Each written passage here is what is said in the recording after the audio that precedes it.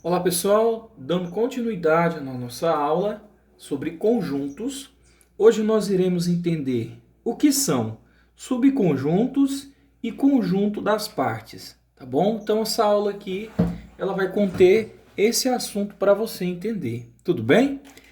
Bom, dando início aqui, pessoal, nós vamos entender a primeira parte, o que são conjuntos iguais. Na aula passada vocês já aprenderam o que é um conjunto e hoje nós vamos aprofundar o nosso estudo sobre isso. Então a gente começa. Dois conjuntos são iguais quando possuem os mesmos elementos. Então dois conjuntos serão iguais quando os seus elementos também forem iguais, eles possuírem os mesmos elementos. Aqui, pessoal, eu trago para você um exemplo de um conjunto A. Esse conjunto A ele é formado pelos elementos A, B e C. Aqui eu tenho um conjunto B. Esse conjunto B ele é formado pelos elementos C, B e A. Aí eu te pergunto, esses dois conjuntos, eles são iguais? Sim, eles são. Paulo, mas a ordem aqui foi alterada. Aqui o senhor teria A, B e C. Aqui foi C, B e A. Pessoal, mas como se trata de conjunto, não importa. A ordem aqui, ela não vai importar. Tudo bem? Eles possuem, independente da ordem, os mesmos elementos. E lembrando, pessoal, que você pode ter conjunto formado por letras. Aqui, em vez dessas letras, poderiam vir números. Então, vai variar bastante em relação aos conjuntos. Já vão se acostumando. Não só números podem aparecer aqui nos elementos, mas também letras. Então, eles são iguais, tá? Então, eu posso falar assim que o conjunto A ele é igual ao conjunto B, porque os mesmos elementos que eu tenho no conjunto A, eu também tenho no conjunto B. Um outro exemplo, pessoal, é esse que eu trago aqui para você. Ó. Aqui eu tenho um conjunto C.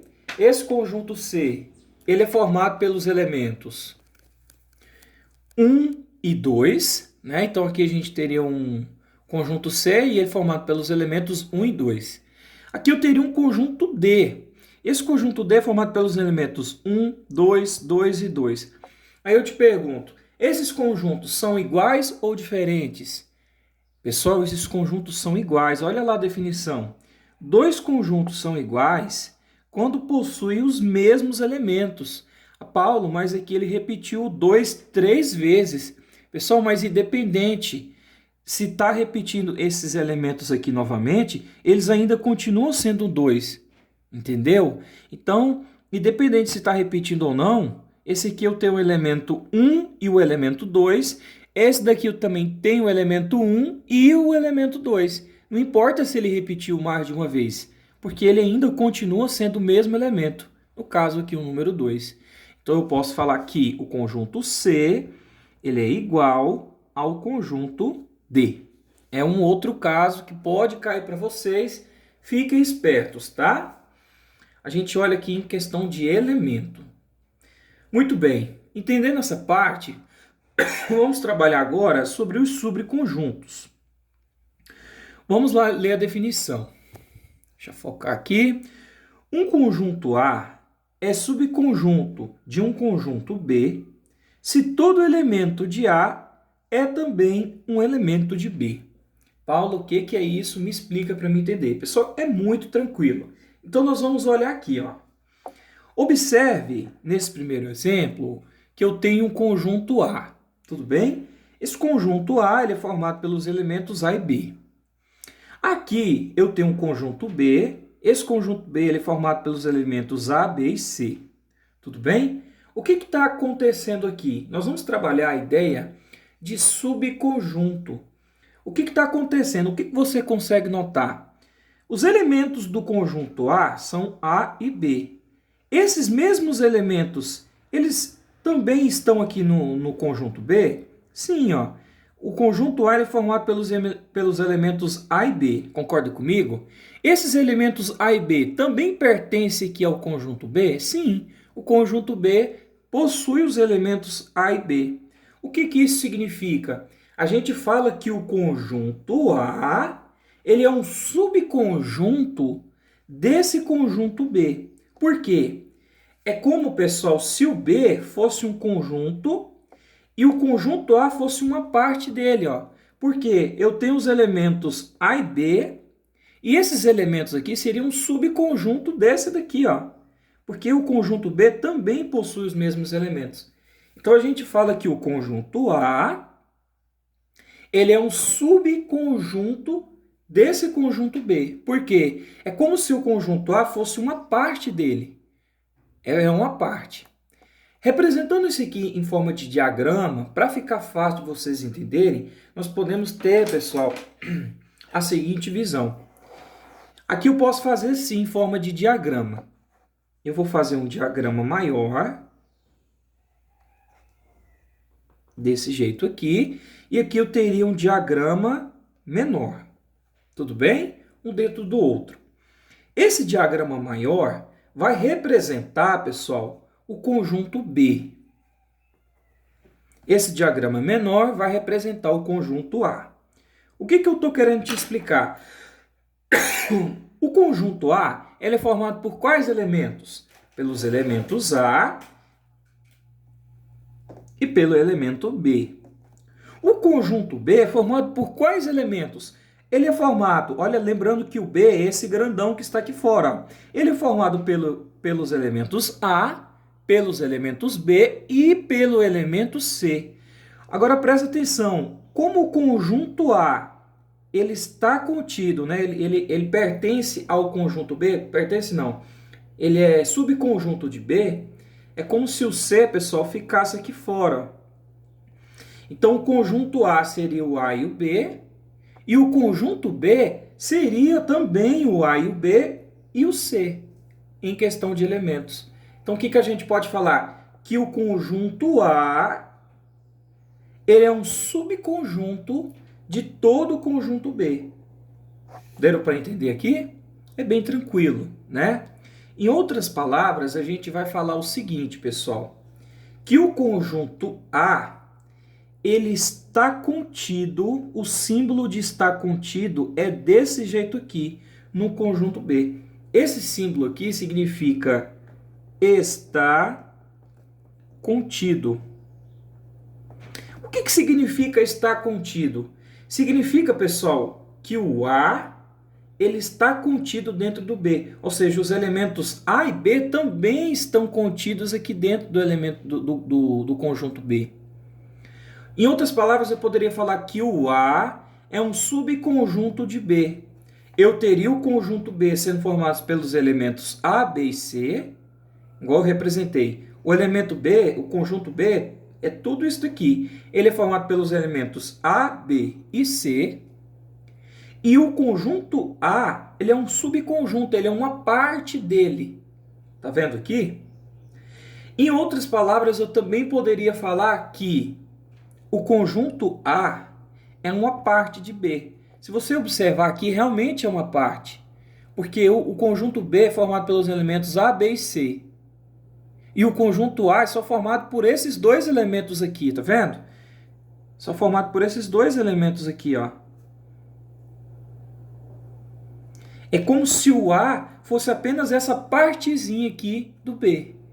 Por isso que a gente chama de subconjunto. É como se eu retirasse uma parte aqui do B e eu formasse esse conjuntinho A. Aí a gente chama isso de subconjunto. Espero que vocês tenham entendido essa primeira parte, tá bom? Então, pessoal, a ideia de subconjunto ela é muito importante. Nós vamos ver agora outros casos em que também pode acontecer a questão de subconjuntos. Então, vamos lá. Esse caso aqui, olha para você ver. Eu tenho um conjunto A, formado pelos elementos 2, 3 e 4, e tenho um conjunto B, formado pelos elementos 4 e 5. Pessoal, eu posso falar que o conjunto A é um subconjunto de B, ou que o B é um subconjunto de A? Por exemplo, tem algum elemento desse daqui, ou vários elementos, que são parte? O aluno pode pensar assim, Paulo, eu tenho aqui no A o elemento 4, eu tenho aqui no B o elemento 4. E somente isso. O 5, ele não pertence a esse conjunto A, ele só pertence ao conjunto B. E nesse caso, professor, como ficaria? O que seria esse caso aqui? Pessoal, nesse caso aqui, eu tenho apenas um elemento, como eu posso dizer, que são correspondentes em ambos esses conjuntos A e B. Em diagrama, fica melhor para vocês entenderem isso daqui. Então, esse caso aqui, a gente pode representar ele assim como eu representei para vocês o subconjunto, né? Que aqui eu tinha o conjunto A, que também era uma parte do B. Então, eu coloquei aqui, ó, o conjunto maior B sendo representado por esse círculo maior e o conjunto A representado por esse círculo menor. Observe que o A ele está dentro do B, né? Ele está contido aqui dentro, porque o A ele é formado só pelos elementos A e B.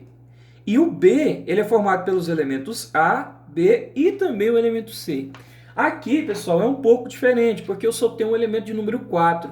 E nesse caso, professor, como 4 pertence tanto ao conjunto A quanto ao conjunto B, como ficaria representado por diagramas? Ficaria assim, pessoal. Vamos lá, ó. Você faz um diagrama aqui. Aí você faz um diagrama desse jeito aqui, ó. O que significa? Esse diagrama aqui da esquerda seria o conjunto A. Esse diagrama da direita seria o conjunto B. Bom, o que eu quero que vocês notem aqui agora, pessoal? Observa que eu tenho uma área em comum entre o conjunto A e entre o conjunto B. Qual que é essa área em comum, professor? Eu vou até colocar ela de preto aqui, ó. Essa região aqui, ela é uma região comum tanto ao conjunto A quanto ao conjunto B. Se fosse para me representar isso aqui em forma de diagramas, como eles possuem uma área comum, pessoal, seria esse elemento 4, que tanto pertence ao conjunto A quanto ao B. Então é como se fosse o elemento 4 ficasse dentro aqui, ó. O 4, ele tanto pertence ao conjunto A, quanto ele pertence ao conjunto B. Aí os demais elementos você coloca no seu respectivo local. Por exemplo, em relação ao conjunto A, o elemento 2 e o elemento 3, ele vai ficar aqui, ó. Elemento 2, o elemento 3.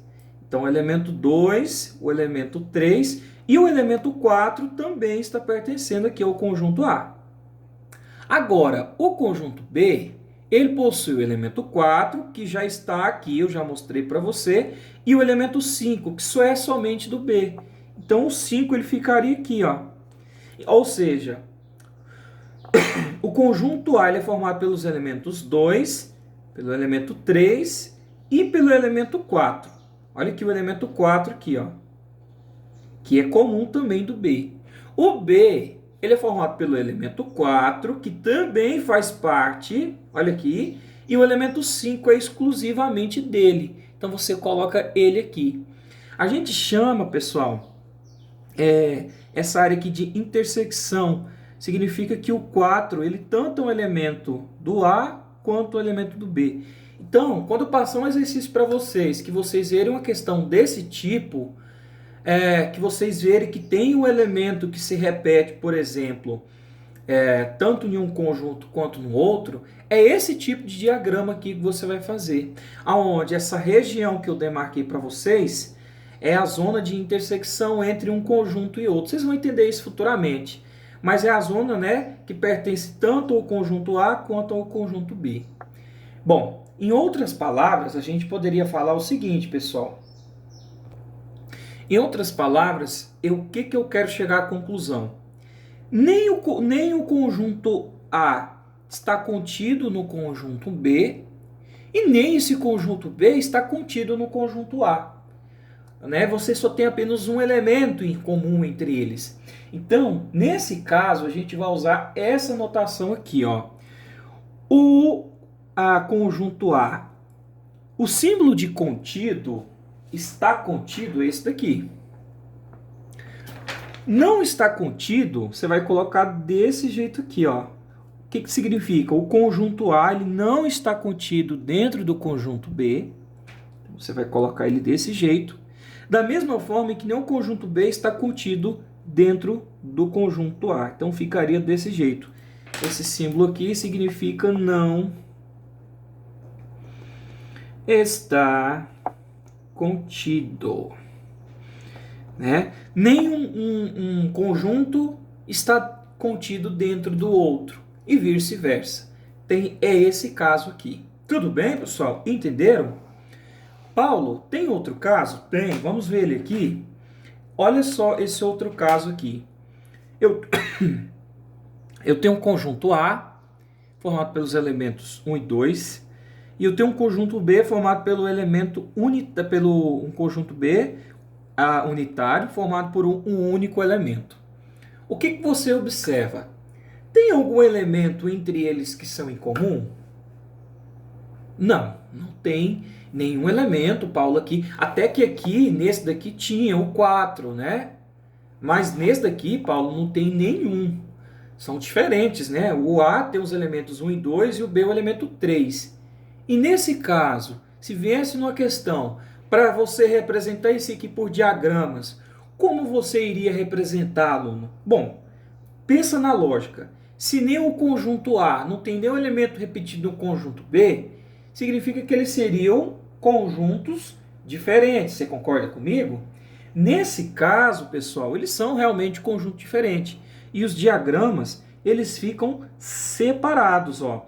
Eu teria um diagrama aqui para o conjunto A, eu teria um diagrama aqui para o conjunto B, e aí cada elemento vai dentro do seu conjunto. Você vê que eles ficam separados. Eles não têm nenhuma área aqui comum entre os dois. Então, os elementos de A vão dentro do diagrama, né? Pertencente ao conjunto A, que seria o 1 e o 2. E o B vai o elemento aqui dentro pertencente a ele. E somente isso. Nesse caso, como eu tenho conjuntos diferentes, né, que não tem nenhum elemento em comum, eu falo que o conjunto A e o conjunto B são conjuntos disjuntos. É o nome que se recebe nesse caso aqui que você está vendo, aluno. Conjuntos disjuntos conjuntos que não possuem elementos em comum. Eu não tenho nenhum elemento que está no conjunto A que pertence ao conjunto B. Cada um tem elementos diferenciados. Esse aqui é o caso mais fácil de todos, né? Paulo, e se eu tiver um conjunto e eu tiver um outro conjunto e eles tiverem os mesmos elementos? Os mesmos elementos. Aí eu vou dizer o seguinte, ó. Observa o caso aqui. Eu teria um conjunto A formado pelos elementos 1 e 2, e aqui eu teria um conjunto B também formado pelos elementos 1 e 2. O que você está observando? São conjuntos, aqui eu teria o conjunto A e o conjunto B, mas só que os elementos deles são os mesmos, são exatamente iguais. Significa o quê?